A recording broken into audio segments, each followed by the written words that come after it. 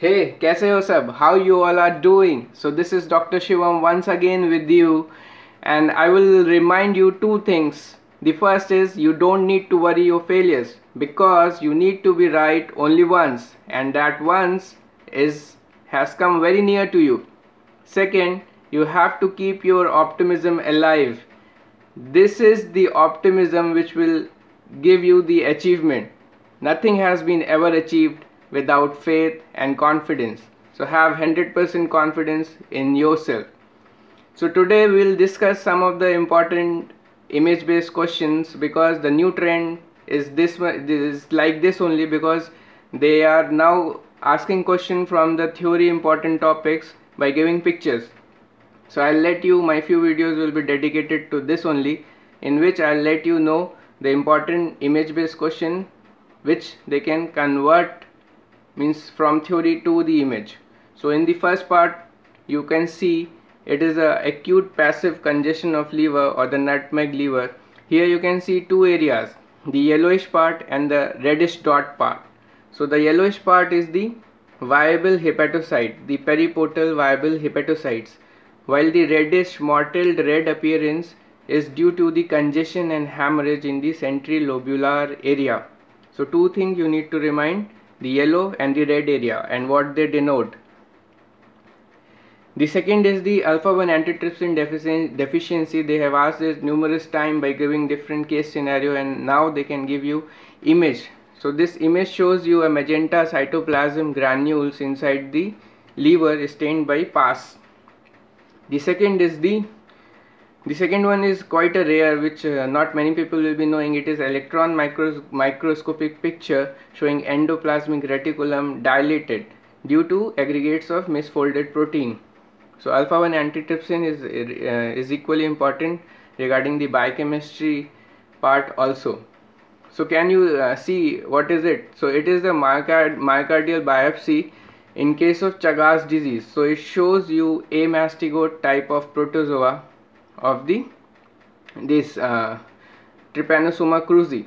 So this is the histopathology of Chagas disease.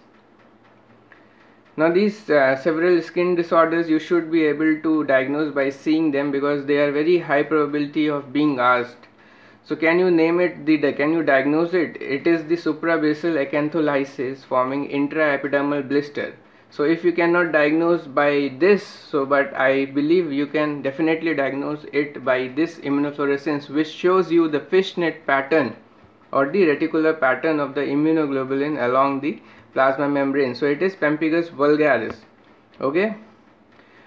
Now this is something equally important, the Tay-Sachs disease, where the large neurons will show you the lipid vacuoles. So lipid vacuoles can be seen inside the large neurons, and this is the walled appearance shown in the electron microscopy.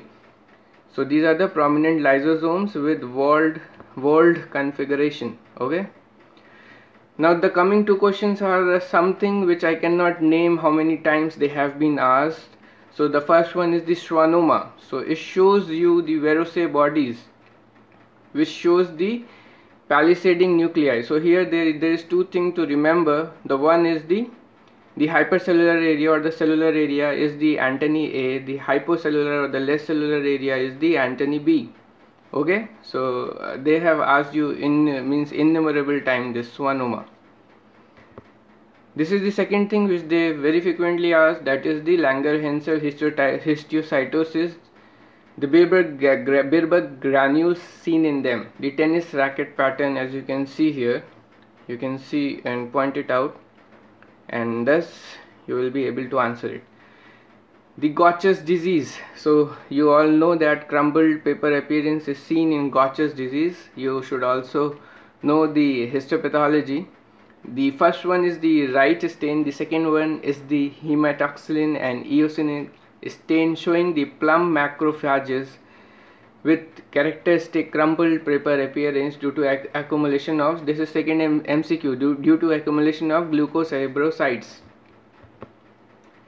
Now this image is of Donovan body present in Punnett cell.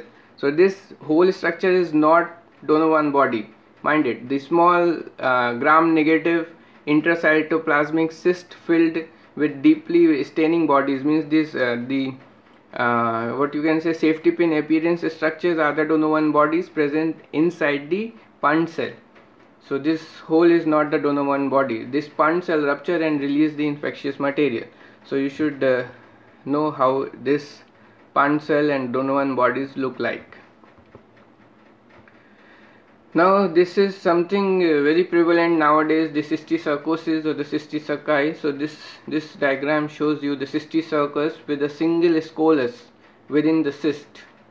Okay, the other important thing regarding this cysticercosis which you need to know is that it is diagnosed by demonstration of larval tinea species cyst, that is the cysticerci, into tissue sections and not in the feces. Means you cannot diagnose cysticercosis on the presence of tinea species egg or proglottids inside the feces. You have to do a tissue section or the histopathology to see the cysticerci and diagnose it as cysticercosis. In the second diagram you can see a big sucker inside the scolus.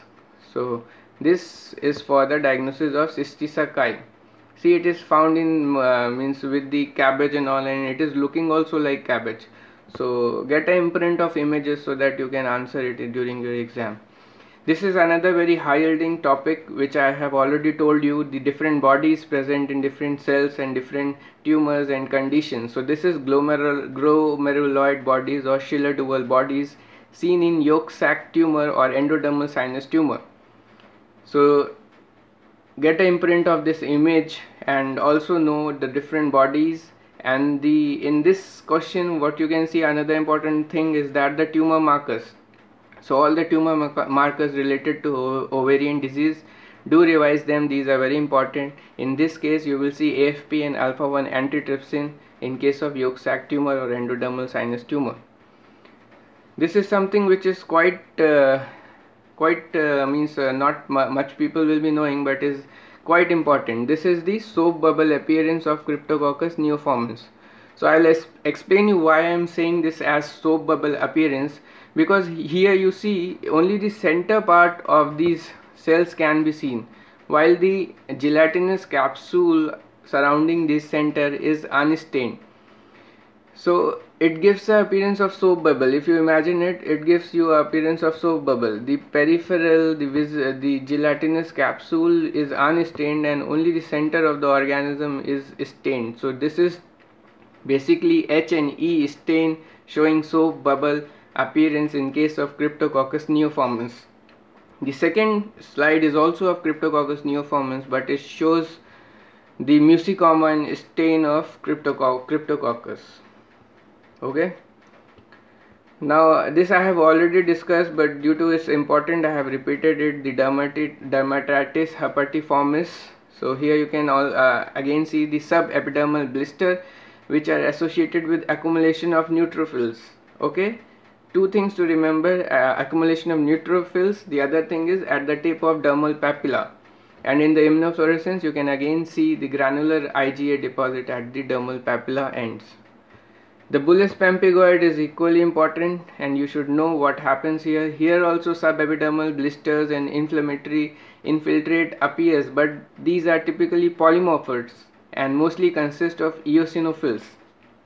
Okay, and here you can see a single linear pattern. This is characteristic ribbon candy pattern which is seen in bullous pemphigoid due to immunoglobulin IgG deposits along the epidermal junction. This is the micromunuro abscess, very common, you all people know, so you also should know how it look like in psoriasis. So this is an abscess, basically collection of neutrophils, which you can see in the diagram in the hyperkeratotic and parakeratotic area of the stratum corneum of the epidermis. Now this is not the same schwannoma. This is the glioblastoma multiforme, which is the most common primary malignant tumor of brain in adults. What you can see here is pseudopalisading necrosis, that is the serpentine necrotic areas within the tumor cells at their edges. This is seen in case of Alzheimer's disease The stain used is silver stain, and what you can see is the characteristic neurofibrillary tangles and plaques. This is the very common, you all know, the spongiform neurons seen in all the Prions disease. Prions disease is another important high yielding topic. One of the MCQ will be from Prion disease, means it is very high probability of being asked. So these spongiform neurons are seen in all the Prion disease except the fatal familial insomnia.